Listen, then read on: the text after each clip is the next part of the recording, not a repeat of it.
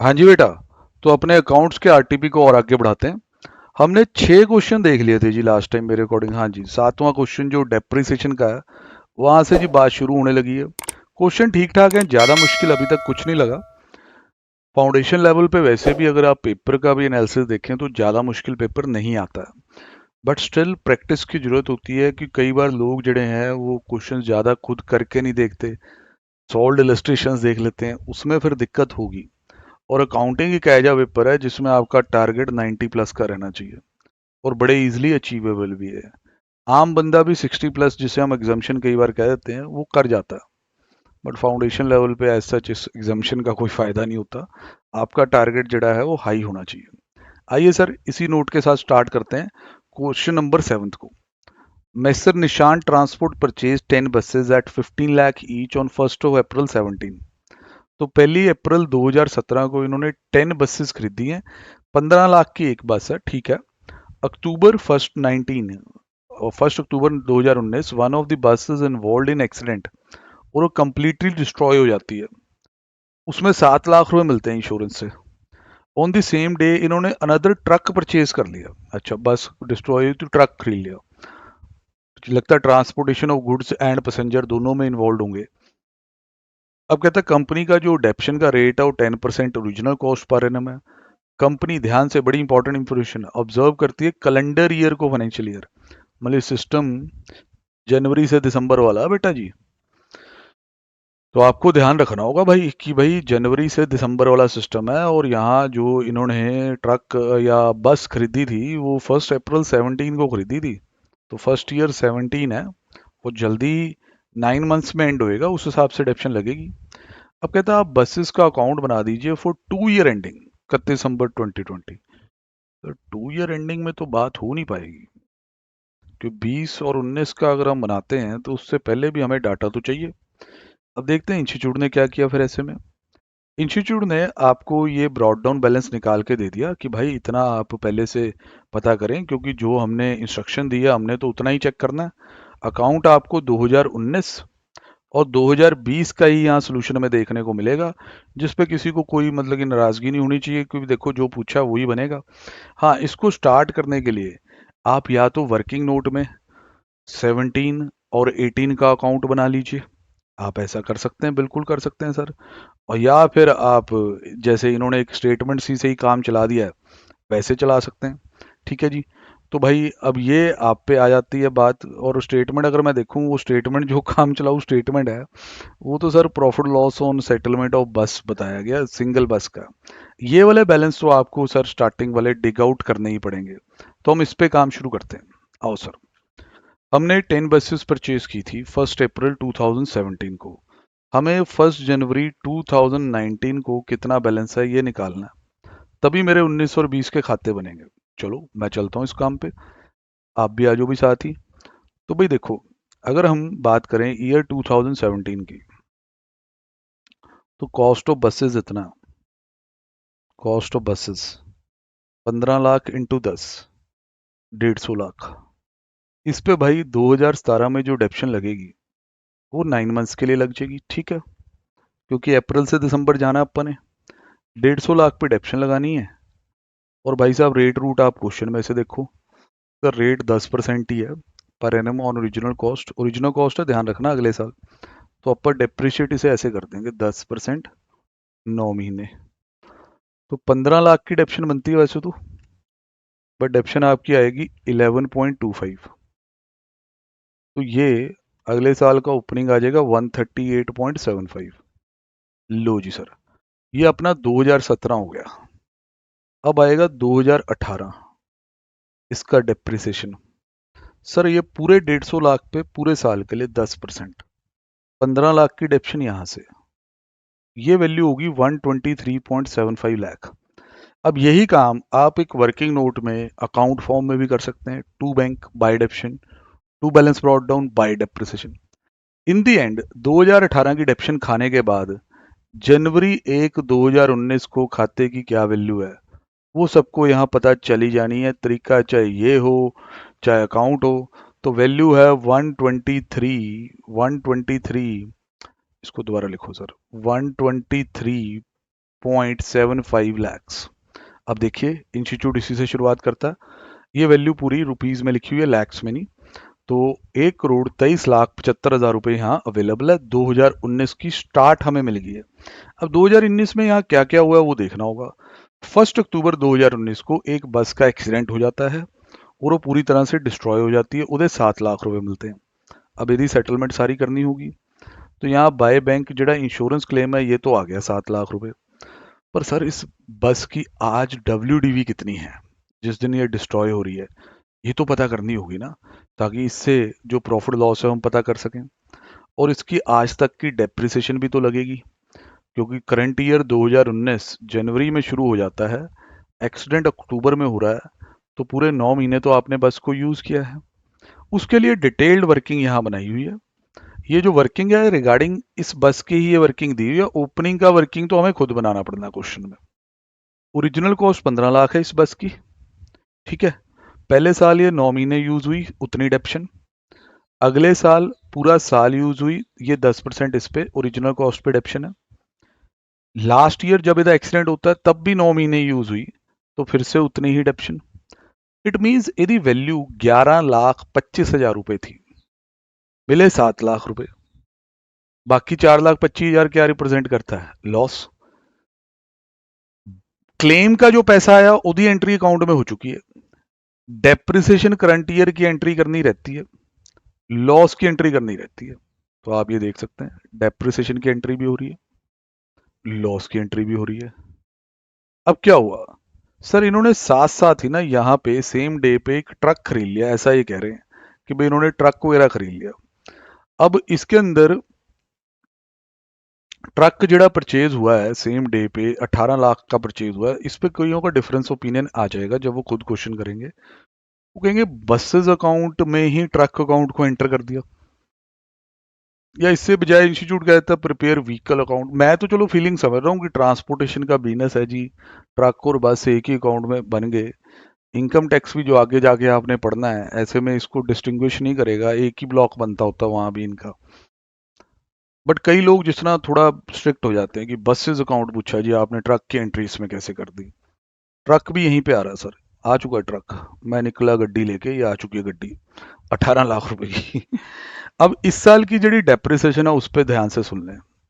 इसको जो remaining assets हैं उसकी बात करेंगे। सर देखिए हमारे पास कितनी बसेस खरीदी गई थी सर? 10 बसेस। अब कितनी बची होंगी? 9 बसेस की ओरिजिनल कॉस्ट हुई 1,35। इसके ऊपर 10% ऑप्शन आ जाएगी, 13,50,000। बिल्कुल ठीक है। फिर आपने खरीदा एक ट्रक 18 लाख रुपए का, इस पे भी 10% ऑप्शन लगनी है, बट ओनली फॉर 3 मंथ्स। तो दिस 18 लाख का 10%, 1,80, 1,80 का 3/12, 45,000। तो 45,000 की ये डेप्शन जोड़ दीजिए।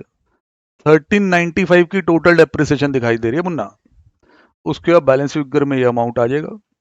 बैलेंस फिगर के बजाय तुम इसे चेक भी कर सकते हो, ठीक है ना। फिर अगले साल टाइम पास, बिल्कुल ही टाइम पास। अगले साल क्या है कि ये 135 लाख की तो आपकी पड़ी है ओरिजिनल कॉस्ट पे बसेस, 18 लाख का वो ट्रक है, टोटल हो गया 153 लाख। ओरिजिनल कॉस्ट पे डेप्शन लगा दो 15-30, बैलेंस आपका क्लोजिंग बड़े ही प्यार से आ जाता है, कोई भी दिक्कत वाली बात नहीं है। अगेन रिक्वेस्ट विल बी कि भाई इस क्वेश्चन को अपनी कॉपी पे प्रॉपर तरीके से बना के देखें, ठीक है जी। तो मेरा नहीं ख्याल कोई दिक्कत है। अगर आपने कोई सिली मिस्टेक करनी है, कई लोग ओरिजिनल कॉस्ट लिखा हुआ है WDV से ही चली जा रहे हैं, तो वो यार इसमें तो कोई जिम्मेवार नहीं होता, वो लोग तो फिर कुछ भी कर सकते हैं। इसके बाद जी हम अगले क्वेश्चन की तरफ चलेंगे। अगला जो क्वेश्चन है बेटा बिल ऑफ एक्सचेंज का, तकरीबन इससे मिलता जुलता सवाल हमारे स्टडी मैट में भी है। इसमें कई लोग कंफ्यूज हो जाते हैं, इसकी वर्डिंग को बहुत ध्यान से पढ़ना होता है। Prepare journal entry for following transaction in David's books. In the books of David आपने एंट्रियां करनी है, ठीक है, पहले ये पक्का कर दो।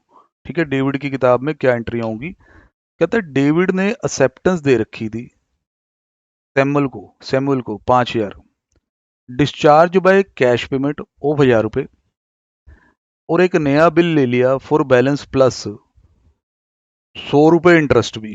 सर ये तो ऐसा है ना, 5,000 देने थे, आप दे रहे हो सिर्फ 1,000 रुपए, पर अगला कह रहा है जी बाकी, आप कह रहे हो यार भाई वो थोड़ी देर तक दे दूंगा, तो 4,000 प्लस 100, 4100 का नया बिल आपके ऊपर लागू कर दिया गया। सर आप ध्यान से सुनो, आप डेविड हो, आपने सैमुअल का बिल एक्सेप्ट किया होगा 5,000 का। अगर आप सिंपली उसकी पेमेंट करते, मैं सिंपल बात कर रहा हूँ, जब आपने बिल एक्सेप्ट किया होगा तो सैमुअल टू बिल पेबल हुआ होगा। आज अगर आप हिसाब से उस बिल की प्रॉपर पेमेंट कर देते तो बिल पेबल टू बैंक होना था कितने अमाउंट से? सर 5,000 से, और क्या। अब आपके पास पैसे पूसे थोड़े हैं इस वक्त, तो आपने 1,000 ही दिए और एक पुराना बिल खत्म करके एक नया बिल अपने सिर फिर ले लिया, और वो 4100 रुपये का। तो बेटा इसमें 1,000 तो हमने दिए, 4,000 बचे, 100 रुपए के इंटरेस्ट का खर्चा बुक करना आना चाहिए, बाकी तो bill payable to bill payable ही होना है। पेमेंट की एंट्री एज इट इज लगेगी। इंस्टीट्यूट नॉर्मली ऐसे में कंपाउंड एंट्री कर देगा जो कि एक्सपेक्टेड है, पुराना बिल पूरा डेबिट कर दिया गया, ये 1,000 उसकी पेमेंट हुई है, इंटरेस्ट का खर्चा डेबिट कर दिया गया है, तो बाकी नया बिल 4100 का आ गया। अब कोई बच्चा कहे कि नहीं सर मैंने पहले बिल पेबल टू बैंक 1,000 की एंट्री करनी है कि ये मैं पे कर रहा हूँ। सर उसके बाद फिर आप फिर से एंट्री करोगे बिल पेबल अकाउंट डेबिट, पुराने वाला खत्म तो करना ही पड़ना, 4,000, इंटरेस्ट की एंट्री करोगे 100, फिर लिखोगे यहाँ टू बिल पेबल, कितना जी 4100। कई बच्चे बहुत स्मार्ट होते हैं, कहते नहीं सर मैं पहले बिल पेबल टू बैंक कर दूंगा 1,000, उसके बाद इंटरेस्ट टू बिल पेबल 100। देखो ध्यान से, इस बच्चे की भी बात समझो, पुराना बिल पेबल है, क्रेडिट बैलेंस है, कितना क्रेडिट बैलेंस है 5,000। अब तुमने इसकी पेमेंट की, कितनी पेमेंट की? बिल पेबल टू बैंक किया आपने, आपने थोड़ा अलग तरीका कर दिया जी, 1,000 रुपये। इससे इस बिल पेबल के अकाउंट में 1,000 रुपया खत्म हो गया, बैलेंस कितना रह गया 4,000। फिर आपने एक और स्मार्टनेस कर दी, आपने कहा जी बाकी बिल को कन्वर्जन क्या दिखाना, ओल्ड बिल खत्म होता क्या दिखाना, बस यही एक एंट्री कर देते हैं 100 रुपये, उससे बिल 4100 का रह जाएगा। सर नॉर्मली इस तरह की चीज़ें ना करें, बेटर ये है कि ओल्ड बिल आप दिखाएं कि टर्मिनेट हो रहा है, नया बिल जनरेट हो रहा है, वो ज़्यादा अच्छा। बाकी अकाउंटिंग वाइज आपको कोई दिक्कत नहीं आएगी, लाइबिलिटी आपकी वही शो हो रही होगी, पर बेटर यही होगा ओल्ड डेबिट खत्म, न्यू क्रेडिट फुल अमाउंट पे। ठीक है, तो पहला ये था। ऐसे ही इसके ना सारे पार्ट्स में वर्डिंग को बहुत ध्यान से पढ़ना और ध्यान ये रखना कि आपको मिस्टर डेविड की बुक्स में एंट्री करनी है। अगला कहता है जी Samantha acceptance of ₹8,000 which were endorsed by David to flex.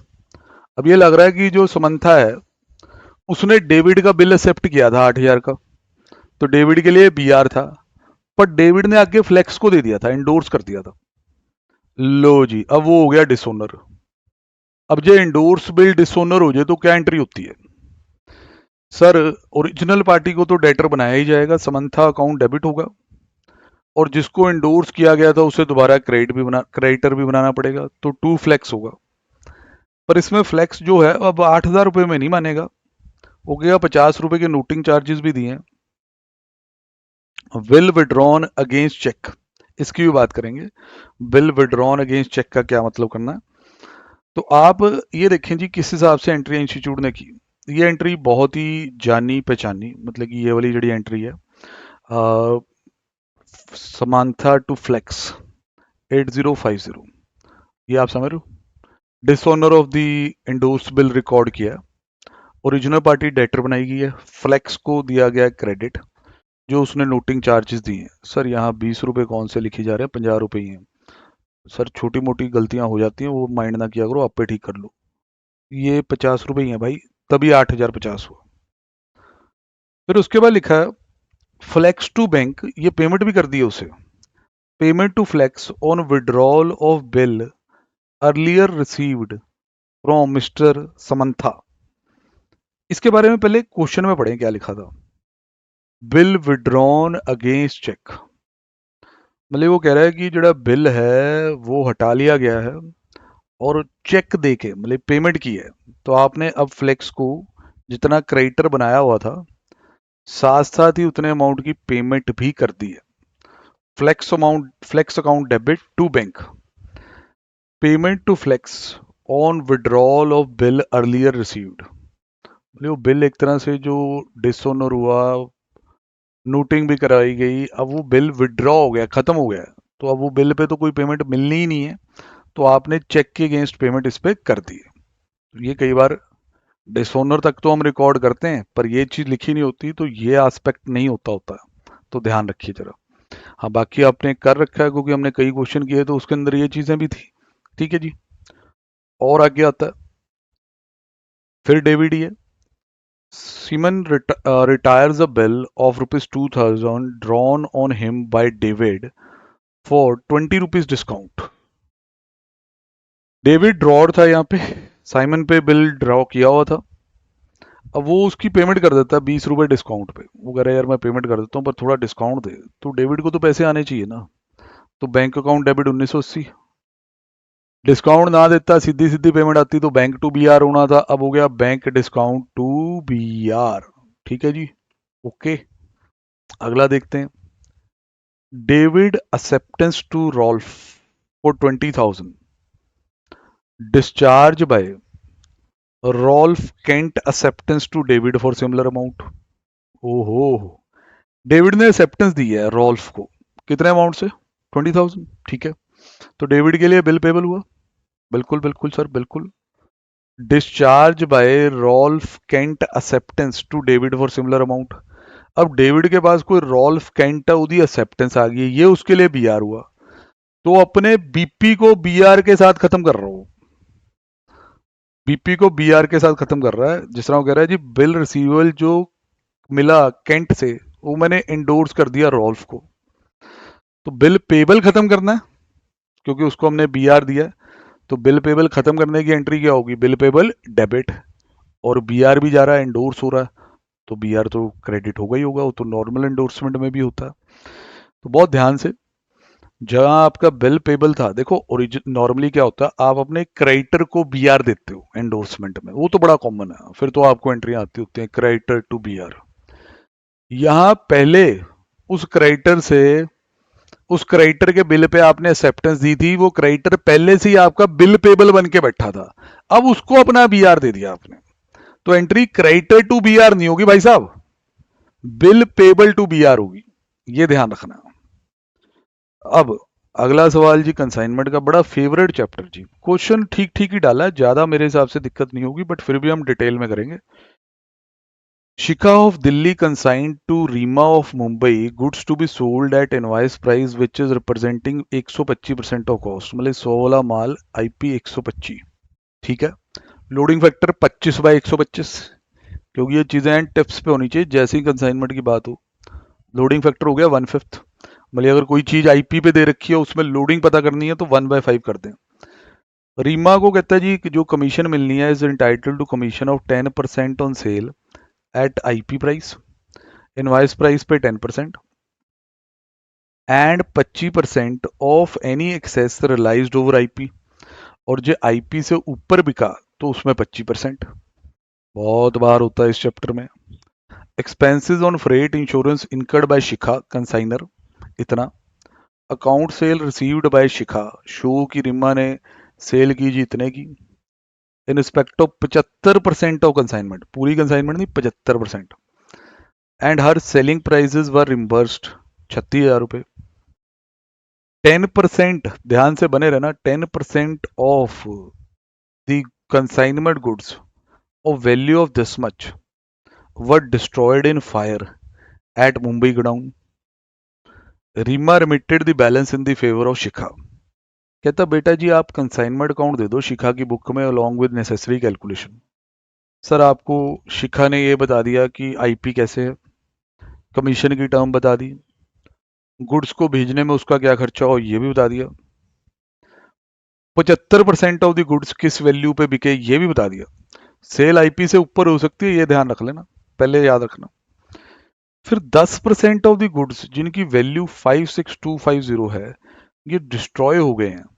मतलब मेरे कहने का मतलब है, मुद्दे पे आए, कितनी आईपी के गुड्स भेजे थे ये तो अभी तक बताया नहीं है, उसके संकेत यहां से साफ दिखाई दे रहे हैं, इन लाइनों को जोड़ के आप पहुंच सकते हैं, यहां से नहीं पहुंच सकते क्योंकि सेल जड़ी है आईपी से ऊपर भी हुई हो सकती है। तो आप देखें स्टार्ट में ही ये चीज का इफेक्ट, ये देखिए सीधा। होपफुली इंस्टीट्यूट इधर रिगार्डिंग नोटिंग देगा, बिल्कुल जी देनी बनती है। अब इस पे तो ये नहीं कि ये बच्चे अपने आप ही देख लो, अच्छे नोट्स बने हुए हैं, तो वन एट ए टाइम हम डिस्कस करने वाले हैं। सर सबसे पहला नोट जो कि बड़ा ही क्रूशियल है, calculation of value of goods Saint on consignment. कितनी वैल्यू के गुड्स कंसाइनमेंट पे भेजे गए थे। जो एबनॉर्मल लॉस हुआ है गुड्स डिस्ट्रॉयड बाय फायर, वो इतना है। अब एबनॉर्मल लॉस की जो परसेंटेज है वो 10% है। तो अगर 10% माल जो डिस्ट्रॉय हुआ है वो इतनी वैल्यू रखता है, इतने रुपए का परसेंटेज में, तो 1% की क्या वैल्यू होगी सर, ऐसे पता चल जाएगा। 100% मतलब टोटल की क्या वैल्यू होगी यार, सिंपल है, आप तो बड़े बच्चे हो। 10% ये है, इससे टोटल निकालना तो 10 टाइम कर लो। इट मींस ये वैल्यू थी भाई, value of good Saint on consignment ये थी। अब लोडिंग फैक्टर तो अपने को 1/5 पता ही है, वो तो मैंने आपको पहली लाइन में ही समझा दिया था। ये गुड्स मैंने भेजे, ये साथ ही मैंने लोडिंग रिवर्स कर दी।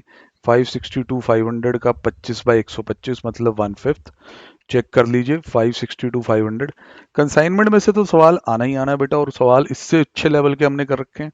बट अगेन रीजनेबल क्वेश्चन है, कई बच्चे इसमें भी फॉल्ट दे देते हैं जो नहीं करते पढ़ाई अच्छे से।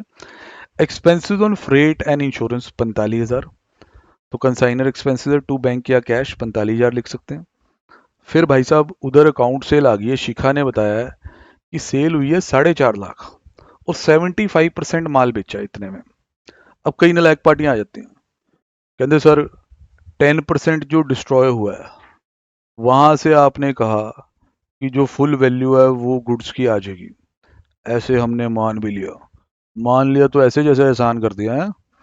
कहते 75% सेल हुआ है, उसकी सेल वैल्यू 4.5 लाख दे रखी है, तो वहां से क्यों नहीं ट्राई करते। मैं कहा बेटा कर देते हैं, हमें क्या, देख लेना अभी कुछ और आ जाना। 6 लाख आ गया, कैलकुलेटर पे अच्छे से चेक भी कर लें।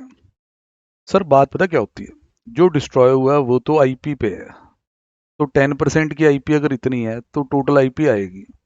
और जो सेल हुआ है उसमें से कुछ सेल्स कई बार आईपी पे भी हुई होती हैं, और कई बार अबव आईपी पे भी हुई हो सकती है। यही तो पंगा है।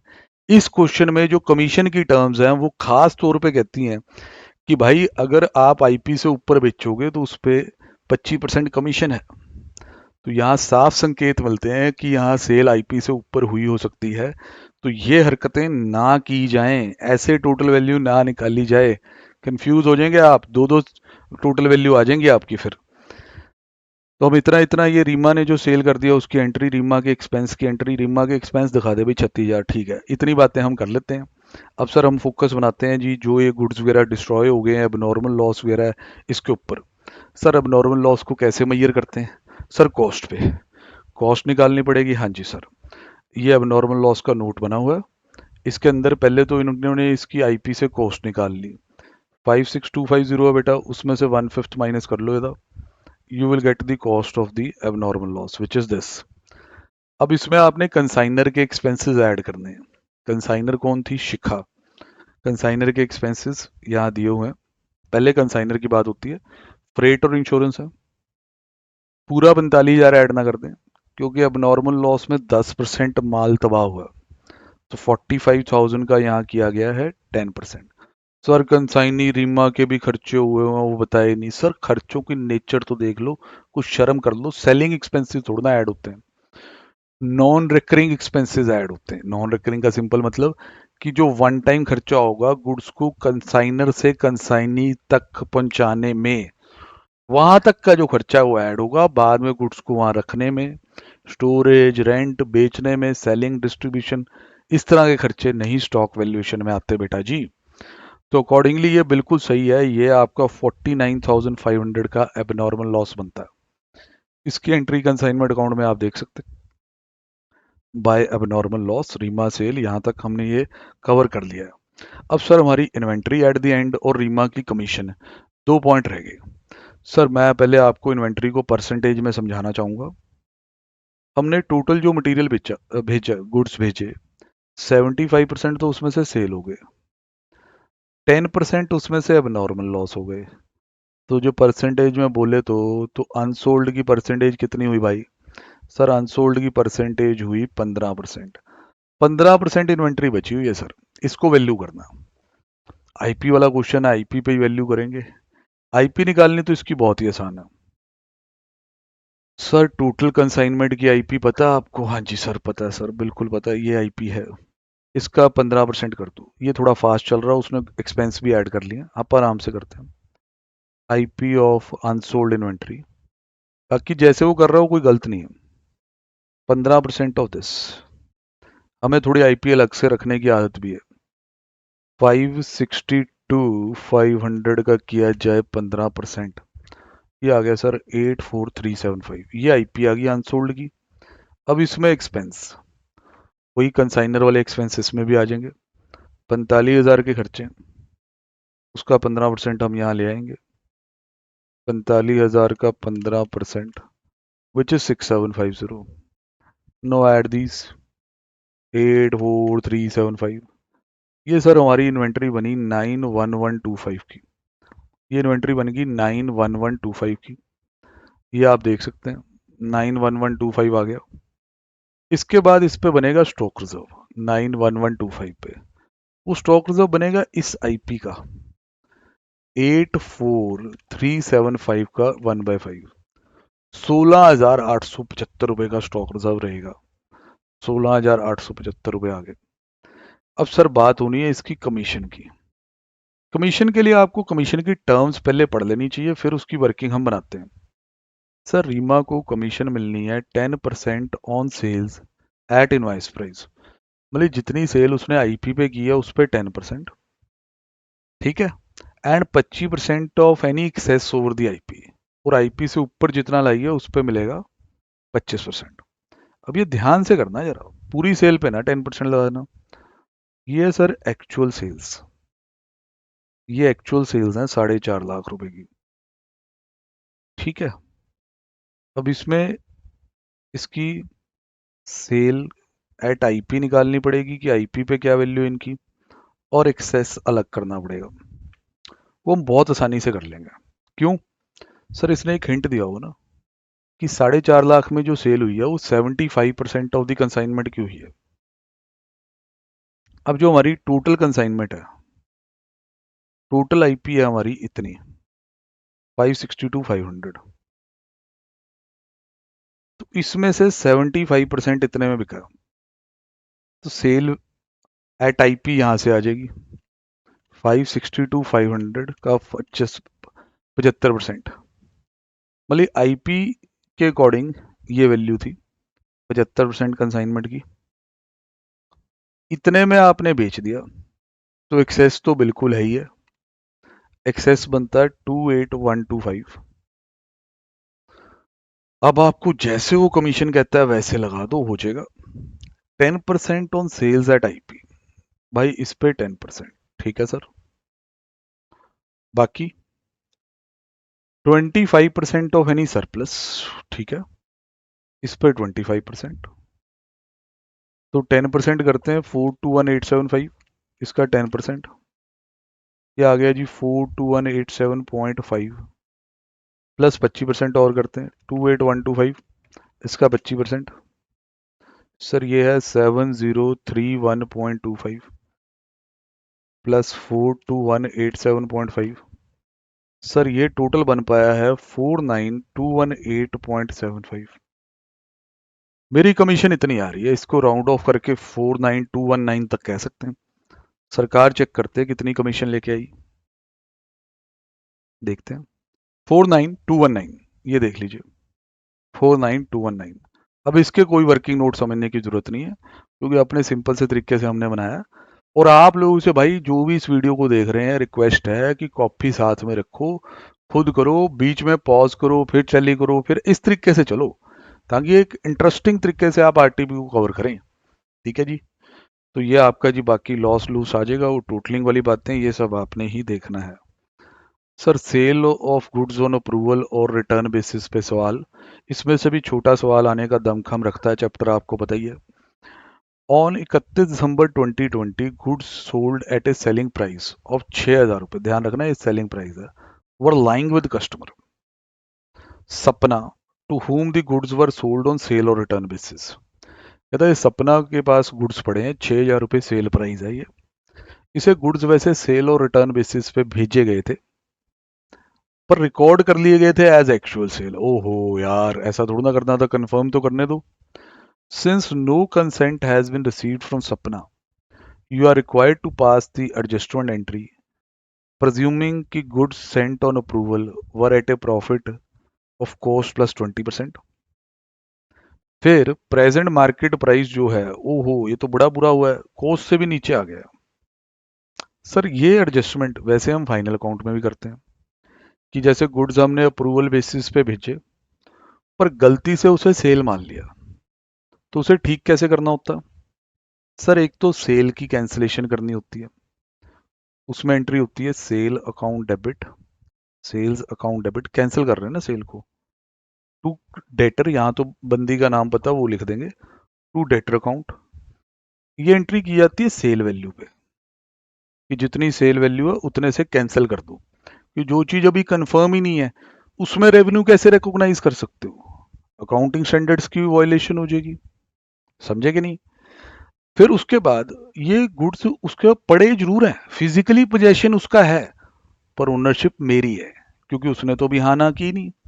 तो इसको हम लिखेंगे stock with customer account debit, stock with customer, inventory with customer लिख दो, to trading account, trading account में क्रेडिट करते होते हैं इसको। सर ये अब वैल्यू होना चाहिए प्रॉपर AS2 लगा के, दैट इज कॉस्ट इस आइटम की, और NRV which ever is less. Generally जब आप फाइनल अकाउंट का क्वेश्चन करते हैं तो ये कॉस्ट पे ही वैल्यू करना पड़ता है, क्योंकि उसके NRV के संकेत कोई दिए नहीं होते, तो हम ये मान के ही चलते हैं कि उसकी NRV कॉस्ट से ज्यादा होगी। But here in this question information is there, तो अपना ये ढांचा रहेगा जो हमें पूरा करना है इसका। इंस्टीट्यूट देखिए पहले सेल कैंसिल करेगा, आप यहाँ देखेंगे सेल टू सपना की एंट्री हो रही होगी, बिल्कुल जी 6,000 रुपये की एंट्री की गई है। अब stock with customer to trading account जो किया गया है, उसमें यदि कॉस्ट और NRV हम बनाएंगे खुद। ए पार्ट होगा कॉस्ट, बी पार्ट जिससे कंपेयर करना है वो होगी यदि NRV। अब ये कैसे बनेगी, उसके लिए सर थोड़ा या टाइम लगेगा इन्फॉर्मेशन को इकट्ठे करने में। सर 6,000 रुपये तो सेल वैल्यू थी, और इसमें कितने प्रॉफिट में बेचा गया था वो बताया हुआ, इस लाइन को पढ़ें। Presuming goods were sent on approval at a profit of cost plus 20%, cost plus 20%। तो ये तो आप लोडिंग फैक्टर वाली टेक्निक लगा लेते हैं, तो सेल पे प्रॉफिट हो गया 1/6। अगर मैं माइनस कर दूं तो मेरे पास यदि कॉस्ट आ जाएगी। पर जो मैं कहूँ नहीं सर मेरे को ना इसमें दिक्कत होती है, मेरे से ऐसे हो नहीं पाता, तो बेटा कॉस्ट प्लस प्रॉफिट ये है सेल वैल्यू जो कि 6,000 है, ये तो समझ आता है ना। कॉस्ट एक्स ले ले, प्रॉफिट कितना था कॉस्ट पे दोबारा पढ़ ले। सर प्रॉफिट कितना था कॉस्ट पे? 20%, कॉस्ट प्लस 20%, तो यहाँ 20% ऑफ एक्स लिख दे, दिस विल बिकम दिस। और यहां से बेटा बड़े ही प्यार से तेरी कॉस्ट निकल जानी है, 5,000 रुपये कॉस्ट आ गई। अब इसको यहाँ लिख दे ए पार्ट में।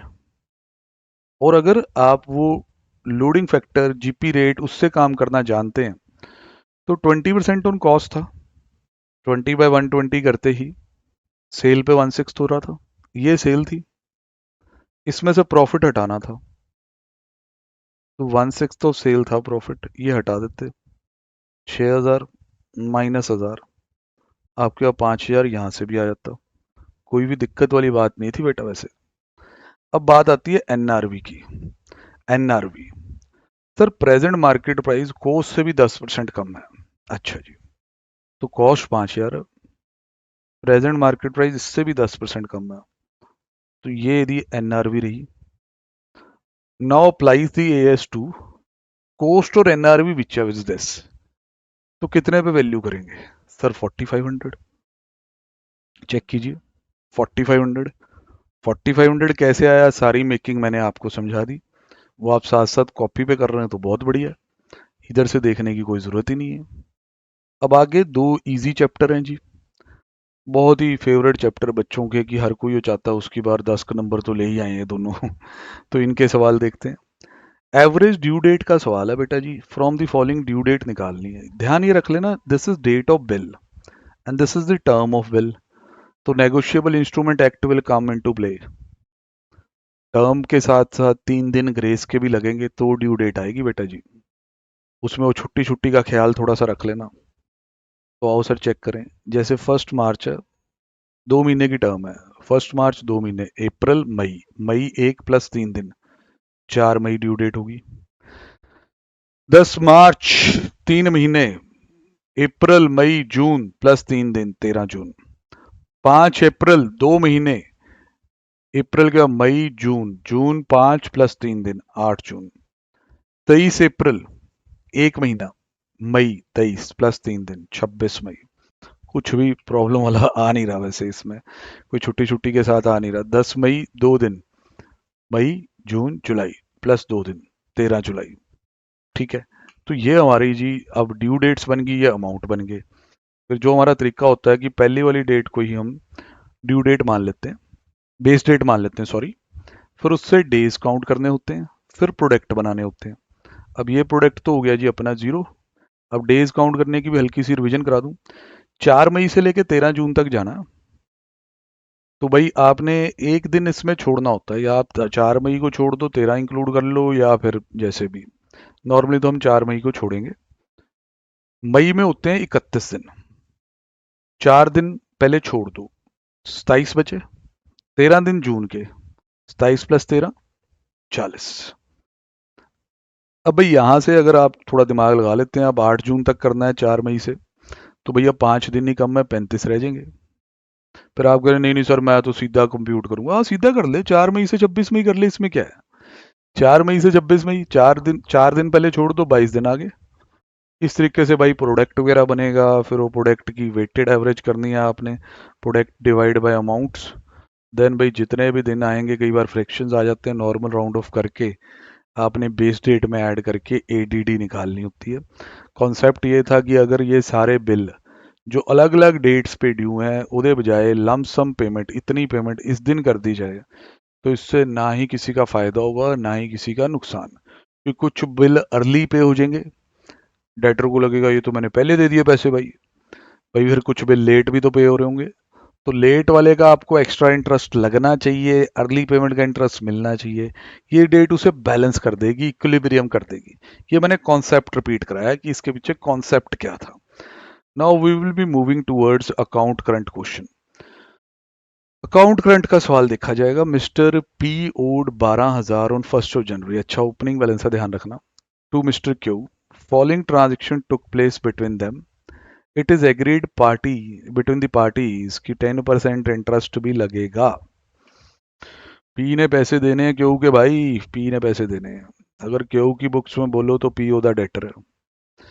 Q sold goods to P, Q broad goods from P. अब ये देख लो बनाना किसकी बुक्स में है यार, सीधी सी बात। Prepare mister P in account current with mister Q. ये तो सर फिर पी का अकाउंट बनेगा इन दी बुक्स ऑफ क्यू, चाहे आप चेक कर लें। P in account current with Q, ये देखो डेटर की तरह आ गया। ठीक है जी। क्योंकि ये जब वर्डिंग होती है वो आपको याद होता है कि जो जो स्टार्ट है वो इंडिकेट करता है किसका अकाउंट है, विद इंडिकेट करता है किसकी बुक्स में। It's the account of P in the books of Q with additional column for interest, हम ऐसे कहते थे। इट्स सिंपल डेटर अकाउंट यार, सिंपल है। उसमें क्या है, 12,000 रुपये हैं। कब तक बनाना है ये पढ़ लेते हैं, तो ये 15 मार्च की कन्फ्यूजन दूर हो जाएगी। तो ये हाँ 15 मार्च तक बनना है। They want to complete their account by 15 March. अब बेटा आप क्यू की तरह सोचें तो ज़्यादा आपकी ज़िंदगी आसान रहेगी। पी आपका डेटर है, आपने टू बैलेंस ब्रॉड डाउन लिख दिया, टू बैलेंस ब्रॉड डाउन लिख दिया। 12,000 रुपये, जनवरी 1 है, ओपनिंग बैलेंस है। 15 मार्च तक दिन गिन दो इसके। तो सर 31 दिन आपके हो गए इसके, क्योंकि ये उसके बाद 28 दिन हो गए आपके फरवरी के। उसके बाद जी आपके 15 दिन हो गए मार्च तक। ओपनिंग बैलेंस है तो पहले दिन से ही इंटरेस्ट लगेगा, पेंडिंग बैलेंस है ना पिछले साल से। अब देखते हैं कोई ट्रांजेक्शन। 15 जनवरी को क्यू ने गुड्स बेचे पी को, तो in the books of Q P account debit to sales, P account debit to sales. तो ये ट्रांजेक्शन डेट आ गई। अब इसके दिन जब गिनने हैं तो याद रखें आप 15 जनवरी को जो सेल की है उसको 15 जनवरी से इंटरेस्ट नहीं लगा सकते, क्योंकि अब यहीं पेमेंट हो जाती तो इंटरेस्ट थोड़ा ना लगता। अब का आपको कि सर इस पे तो लगाया, सर ये तो ओपनिंग बैलेंस है ना, ये पैसे तो पुराने देने हैं, पुरानी पेंडेंसी है, तो पहली तारीख का भी इंटरेस्ट लग रहा है। ट्रांजेक्शन डेट अलग बात होती है, ओपनिंग बैलेंस अलग बात होता है। तो 15 जनवरी एक्सक्लूड कर दें, उसके बाद लगाएं इंटरेस्ट। 16 दिन जनवरी के, 28 दिन, 28 दिन किसके जी, फरवरी, फिर भाई साहब 15 दिन मार्च के, जोड़ के हुए 59, प्रोडक्ट निकाल दिया। अब और आगे बढ़ते हैं कि अगले दिन क्या होता है। Sir 29 January Q broad goods from P, purchases करेंगे, purchase account debit to Q, तो यहाँ आ गया परचेज। अब इसके 29 जनवरी से देना आपने कंप्यूट कर दिया, बिल्कुल ठीक बात है सर। अभी तक तो sale purchase warm up type कराया। 10 फरवरी को P paid cash to Q, अब क्यू आपकी बुक्स में पैसा आ रहा है तो बाय कैश की एंट्री दिखेगी, फिर इसके दिन गिन दीजिए, 18 दिन प्लस 15, ठीक है, प्रोडक्ट बनता जाएगा। देन उसके बाद सर आगे क्या होता है, 13 मार्च को पी ने एक्सेप्ट किया एक bill drawn by Q for 1 month. Sir आप क्यू हो, आप ड्रॉअर हो, तो आपने बिल ड्रॉ किया तो आपके लिए बी आर होगा, बी आर टू पी की एंट्री होनी है सर, पर सर यदि ना बिल की ड्यू डेट आगे चली जानी है तो आपको बाय बी आर तो यहाँ पहले एक्शन दिख जाएगा, ये बी आर दिख जाएगा आपको, ठीक है, ये 13 मार्च आपको दिख रहा है, पर आप देख रहे होंगे कि सर ये कहाँ से कहाँ गया। सर इस पे हम बात करते हैं, आराम से चलो करते हैं बात। 13 मार्च को बिल ड्रॉ किया, ठीक है, बिल ड्रॉ किया 1 मंथ के लिए, 1 मंथ के लिए, तो यदि ड्यू डेट बनेगी 13 अप्रैल प्लस 3, 16 अप्रैल यदि ड्यू डेट बन जाएगी, 3 दिन ग्रेस के भी देने पड़ेंगे ना 1 मंथ के साथ। ये 16 अप्रैल यदि ड्यू डेट बन गई तो यहाँ पे रेडिंग इंटरेस्ट जड़ा है वो कंप्यूट करना पड़ेगा। सर ये रेडिंग इंटरेस्ट का क्या पंगा पुंगा होता था, ये थोड़ा बताओ, याद करो। सर ये पंगा ये होता था कि जब वो ड्यू डेट ट्रांजेक्शन की आगे चली जाए, मतलब जो ड्यू डेट है ना, अब ये 13 मार्च को तो बिल आपने ड्रॉ किया, आप एक बार अच्छी तरह देख लें, 13 March P accepted bill drawn for 1 month. Sir मेरे को ना इसमें थोड़ा सा कुछ एक गड़बड़ इसके दिन गिनने में लग रही है, ये इसने कहीं 13 अप्रैल से ही तो दिन नहीं गिन दिए। हाँ, ड्यू डेट यदि प्रॉपरली निकाली नहीं है शायद। P accepted a bill drawn for 1 month, 1 month तो the term of the bill लग रहा है ना। चलो देखो, ये देखो ना, अब अपन ये इसमें ये कहें कि 13 मार्च को वो मेरा 1 महीने का बिल एक्सेप्ट करता है, तो भैया 13 अप्रैल आती है अपने से, फिर 3 दिन ग्रेस के आते हैं, ये तो 16 अप्रैल हो जाता है। तो 16 अप्रैल से अगर मैं 15 मार्च के बाद देखूं 16 अप्रैल, तो मेरे तो दिन जी ज़्यादा आ जाते हैं, 16 दिन ये आ जाते हैं, 16 ये आ जाते हैं, 32 दिन का रेडिंग इंटरेस्ट आना चाहिए था। या आप 32 दिन नेगेटिव भी लिख सकते होते हैं, याद है, नेगेटिव कंप्यूट हो जाएगा, या इधर वाली साइड लिख दो, पर आना 32 दिन चाहिए, आया 29 दिन। इसने सर मैं एक बार पढ़ लूँ कहीं वो ड्यू डेट तो नहीं लिखा होगा, 1 मंथ का तो term of the bill 1 month लग रहा है। जैसे अभी देखो ना, ये पिछले जड़े बिल थे ये टर्म थी, तो अपनी ड्यू डेट तो फिर अलग आएगी ना, या तो ऐसे लिख देता कि बिल्ड रॉन ब्रैकेट में ड्यू डेट लिख देता। ये पता कैसे कर गया, मैं आपको क्लियर कर दूं 29 दिन इसके कैसे आए हुए हैं, बट वो मेरे को ठीक नहीं लगा। इसने 13 अप्रैल ही लिया हुआ ड्यू डेट, जे मैं 15 मार्च के बाद 13 अप्रैल तक जाता हूँ, 13 अप्रैल, तो बेटा मेरे 16 दिन ये हो गए, मार्च 13 दिन ये, मेरे टोटल दिन कितने हो जाएंगे, 29। इसने ये चीज़ कर रखी है। लॉजिकली आप अगर पेपर में आ जाए तो due date of the bill compute करके 32 दिन से ही करें, ये तो थोड़ा जा अलग ही हो गया फिर, ठीक है। तो ये या तो नेगेटिव में दिखाना होता है या इधर पॉजिटिव में चले जाएं। फिर आपको बैलेंस करना पड़ेगा प्रोडक्ट को, बैलेंस उसका डेबिट ही आ रहा है, उस पर 1 डे का इंटरेस्ट कंप्यूट करना होता है। ठीक है जी।